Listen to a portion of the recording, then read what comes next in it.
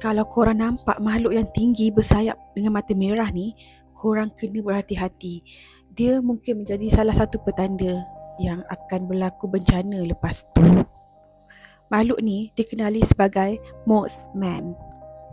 Dikabarkan pada tahun 1966 di Point Pleasant, West Virginia, makhluk mula ternampak makhluk pelik ni.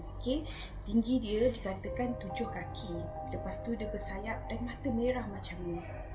Makhluk ni dia tak serang orang tau. Dia cuma pandang je. Orang mula perasan kalau setiap kali makhluk ni muncul, mesti akan benda buruk yang berlaku. Orang kata berapa bulan lepas benda ni muncul, Silver Bridge runtuh dan dikatakan 46 orang meninggal. Sejak kejadian tu, kemunculan Mothman ni dikatakan petanda sebagai bencana. So, katakanlah kalau malam ni tiba-tiba korang ternampak Mothman ni dekat luar tingkap korang, korang rasa itu petanda untuk korang ke ataupun orang lain?